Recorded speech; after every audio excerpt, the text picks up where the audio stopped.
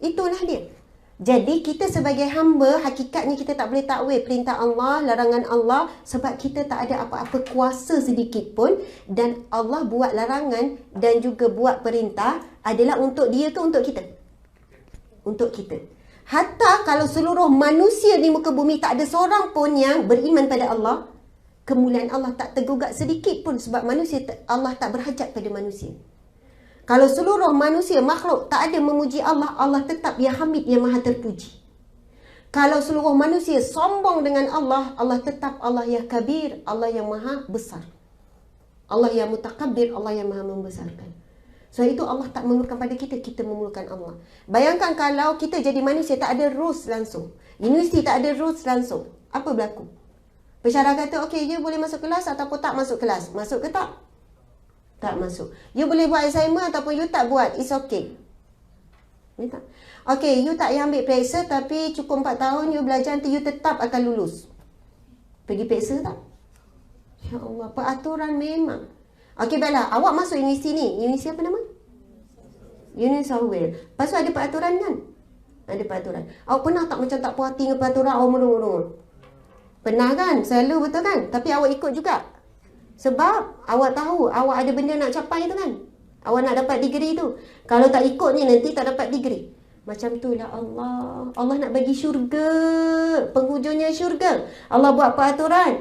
Kita merungut. Kita tak ikhlas. Kita kalah dengan ujian Allah. Allah buat semua tu sebab Allah nak bagi syurga. Dewan ini akan hancur. Universiti ini akan hancur. Australia akan hancur. Bumi akan hancur bila berlakunya kiamat. Manusia akan hancur. Tetapi makhluk yang Allah cinta sahaja yang Allah akan bangkitkan balik. Siapa? Manusia. Allah tak akan bangkitkan balik setelah dihancurkan bumi yang indah ni. Laut, langit semua akan dihancurkan Allah. Tetapi manusia akan dibangkitkan balik. Siapa nak masuk syurga Allah kat sini? Semua nak masuk syurga Allah. Sekuat mana kita nak masuk syurga Allah, tolong faham perkataan ni. Allah lebih kuat nak masukkan kita ke dalam syurga ni. Sekuat mana kita nak masuk syurga Allah, sebenarnya kita lemah. Kita cakap nak masuk syurga Allah, hujan sikit kita mengungut. Kita tak mampu nak qiyamul lail. Dosa banyak. Zikir selawat sangat sikit. Istighfar sangat sikit. Baca Quran sangat sikit. Itu surat cinta Allah. Manual supaya kita ni betul-betul balik dalam keadaan selamat. Kita tak kuat sangat pun. Mulut je cakap nak syurga Allah. Sebab itu, sekuat mana kita nak syurga Allah, Allah lebih kuat nak masukkan kita ke dalam syurganya. Allah ciptakan syurga yang begitu indah untuk diisi oleh makhluk Allah yang paling lupa kepada dia, iaitu manusia. Sebab apa saya sebut gini? Binatang tak pernah berhenti berzikir pada Allah. Tak pernah berhenti memuji Allah. Nabi Sulaiman, dia menafsirkan zikir katak. Bila katak bunyi tu kita kata bising je. Tetapi Nabi Sulaiman kan faham bahasa katak. Nabi Sulaiman pun menafsirkan itu zikir memuji Allah sekian-sekian. Semut zikir, pokok zikir, seluruh makhluk berzikir kepada Allah. Ada satu hadis Qudsi. Satu ketika laut berkata kepada Allah, "Ya Allah, izinkan aku menenggelamkan manusia." Lalu Allah bertanya, "Kenapa laut kamu nak tenggelamkan manusia?" "Ya Allah, dia makan nikmatmu, tetapi mereka tidak mensyukurimu, ya Allah." Lepas tu langit pula berkata, "Ya Allah, izinkan aku hempap manusia." Allah kata, "Kenapa?" "Mereka makan nikmatmu, mereka tak bersyukur, tak beribadah kepadamu." Lalu gunung pula berkata, "Ya Allah, izinkan aku hempap manusia." Maksudnya makhluk keliling memang nak marah dengan kita. Dia orang ni tak berhenti, ikut je sunatullah. Allah suruh buat apa, zikir-zikir, puji Allah dia kerja. "Ya Allah, mereka makan nikmatmu, tapi mereka tak bersyukur kepadamu. Mereka kufur, mereka lupa padamu, mereka buat maksiat kepadamu semualah." Lalu Allah kata apa? "Tidak, jangan. Kalau kamu yang menciptakan mereka, kamu juga mencintai mereka." Bayangkan Allah jawab macam tu. Bayangkan betapa Allah cintakan kita. Allahu Akbar. Ustazah, kalau kamu dengar hadis ni, Ustazah menangis. Rasa, ya Allah, meltingnya dengan Allah. Faham tak? Allah sayang sangat kita. Makhluk nak marah dengan kita, Allah bela kita. Allah ciptakan kita, Allah ciptakan syurga untuk diisi oleh makhluk yang paling dia cinta, iaitu manusia. Sebab itu Allah buat peraturan, perintah, larangan bukan untuk Allah. Adalah untuk kita supaya cukup syarat untuk masuk syurga Allah Subhanahu Wa Taala. Baiklah, ni ada soalan ni, tapi Ustazah akan buat kesimpulan nanti. Seandainya kita sudah bertaubat tapi kita melakukan maksiat sama tapi bertaubat sunat, adakah kita ibarat mempermainkan taubat Allah? Allahu Akbar. Cantik sangat soalan ni. Sebenarnya ini juga doa Imam Syafi'i, tak siapa Ustazah Imam Syafi'i, ataupun minta maaf kalau Ustazah tersilap imam. Doanya ialah, ya Allah, ambillah nyawaku ketika aku melakukan taat bukan maksiat. Padahalnya Imam Syafi'i tidak dilihat pernah buat maksiat, tetapi dengan sifat kehambaan doanya seperti itu. Ya Allah, ambillah nyawaku tatkala aku buat taat, bukan buat maksiat. Mudah-mudahan ketika kita solat, Allah ambil nyawa. Ketika zikir, Allah ambil nyawa. Ketika baca Quran, Allah ambil nyawa. Ketika sedang buat ibadat taat. Sebab apa? Manusia ni antara dua je, maksiat taat, maksiat taat, maksiat taat. Ada waktu kita buat ketaatan, kita tinggalkan maksiat. Bila buat maksiat, kita sedang melawan Allah. Kita tidak taat pada Allah kan. Mudah-mudahan kita minta dengan Allah, Allah ambil kita waktu kita dalam keadaan baik, husnul khatimah. Jadi persoalannya, adakah itu dinamakan memainkan taubat? Tidak. Masya Allah, dalam satu hadis Nabi SAW, 40 hadis penawar hati, Nabi bersabda, hambaku melakukan dosa lalu dia bertaubat, kemudian dia melakukan dosa lagi lalu dia bertaubat, kemudian dia melakukan dosa lagi lalu dia bertaubat, dan sesungguhnya akulah yang maha menerima taubat hambaku. Allah sebut apa? Kerana manusia tahu dia ada Allah yang maha mengampun. Saya baca hadis ni, saya kata, ya Allah, baiknya Allah, lembutnya Allah, Allah yang latif, Allah yang maha lembut dengan kita.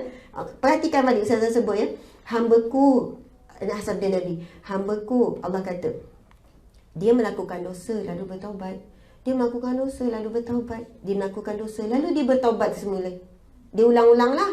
Kerana dia tahu dia ada Allah yang maha mengampunkan. Kita kan ada manusia, buat silap sekali, dia tak akan maaf sampai bila-bila. Dia kata, sekali je kau ni, aku tak akan maafkan, tak lagi peluang dah. Ni peluang terakhir. Lepas tu buatlah salah lagi. Dah, ni peluang terakhir, tak ada peluang lagi. Tapi Allah peluang sampai mati. Taubat, dosa, taubat, dosa. Sampai mati. Betapa baik dia baiknya Allah dengan kita. Sebab, tapi masalah kita, sebab kita tahu Allah ya Ghafar, Allah yang maha pengampun, Allah ya Afu, maha pemaaf, Allah ya Tawwab, Allah yang maha menerima taubat. Akhirnya kita mempermainkan Allah, mempermudahkan. Tak apalah kita buat maksiat, nanti taubatlah. Contoh orang nak kahwin, kamu nak kahwin kan? Nak kahwin tak dengan Mira? Laju tu, no. Aduh, Ustazah kesian tengok muka kamu ni. Muka angau ni. Kan? Kamu nak kahwin tak? Ha? Oh, nak shower lagi. Aduh, hai. InsyaAllah kamu kahwin dengan anak tak kira shower lah. InsyaAllah tu, insyaAllah. Subhanallah. Kenapa tak tanya tadi pasal kahwin tu? Tadi cerita apa? Kamu nak kahwin tak? Okey, maksiat. Jangan merancang maksiat. Jangan rancang maksiat. Contoh bila nak kahwin, okey, saya pakai baju ni ya, it's okay. Okeylah, sekali je kahwin, ketat, melekat, kemudian apa lagi, jarang. Lepas tu majlis kahwin pula bercampur dengan maksiat, dengan minta maaf saya sebut terus terang, karaoke, perempuan menyanyinya, ada joget-jogetnya. Sebab walimah ini sunat muakkad ya, majlis walimah sunat muakkad, sangat dituntut, ibadah yang besar. Tapi hari ini, bila berlaku je campur maksiat, ia bukan ibadah lagi, dia bertukar majlis maksiat. Bahkan kalau majlis itu dah jadi maksiat, tak wajib lagi nak hadir. Sampai macam tu. Tapi bila sunat muakkad, bila dijemput, wajib hadir. Kecuali ada keungzuran. Dan barang siapa yang memulakan nikah dengan satu permulaan yang barakah, sepanjang kahwin dia, barakah. Sebab itu kamu, bakal suami, jangan jadi dayus daripada hari pertama nikah. Suami yang dayus, lelaki dayus ada membenarkan al-Qurannya melakukan maksiat. Hari nikah pakai seksi sekian, dipertontonkan di khalayak ramai, kemudian salam dengan semua orang. Sebab nikah sekali je. Tak apalah, sekali seumur hidup, nanti lepas settle kita taubatlah. Ini seolah mempersendakan Allah. Ini mempersendakan Allah. Contoh kita buat pada seseorang, buat sakit hati, kita sengaja, straight, sengaja. Tak apa, nanti kita minta maaf lah dengan dia. Alah. Buat sakit hati mak, straight. Macam mana nak buat sakit hati mak? Kemudian tak apalah, nanti mak kan pemaaf, jangan risau lah, nanti dia maafkan kita, kau jangan risau. Lawan je cakap mak, alah mak kan, dah biasa kan. Nanti mak maafkan juga. Jahat tak anak ni? Jahat. Merancang untuk maksud, merancang untuk buat, sebab kan kita boleh sebelum itu. Tapi bila once kita dah terlibat maksiat, kita bukan rancang sangat tapi tak tahan masa tu. Duduk seorang-seorang tengok telefon, mula tengok tafsir surah Al-Insan. Tiba-tiba ada iklan kat bawah. Tertekan. Bukan stres ya, tertekan. Buka keluar benda yang tak elok. Kalah dah tadi surah Al-Insan tu. Kalah dah. Dah nampak benda yang maksiat, benda kotor, benda dedak aurat, benda pornografi dan sebagainya. Ramai mana remaja hari ni yang konteks Ustazah isu ni je. Pelajar mahasiswa. Ketagihan pornografi. Tapi menangis Ustazah, saya rasa berdosa setiap kali tengok. Tapi saya tak tahu kenapa malam-malam saya jadi tengok juga ni. Kamu terus taubat, terus taubat. Jangan kamu berhenti taubat. Mudah-mudahan taubat yang berterusan membuatkan akhirnya kamu mampu berhenti. Tapi kamu tak akan mampu berhenti selagi mana kamu tak konsisten taubat. Lawan selalu. Masya Allah. InsyaAllah satu ketiga Allah. Kalau nak amalkan doa apa, zikir Allah yang Mani, Allah yang Maha Menghalang. Maksudnya Allah yang Mani, Allah yang Maha Mencegah. Ya Allah, ulang 40 kali. Kalau besar sangat kita punya masalah, ulanglah 40 kali. Allah yang Mani, ya Mani. Dan masa sama kita bayangkan Allah yang Maha Mencegah. Cegah dan halanglah aku daripada terus melakukan maksiat. Sebut maksiat apa tu. Ya Allah, halanglah aku bila nak pegang tangan tak naklah sebut Amirah kan. InsyaAllah. Okay.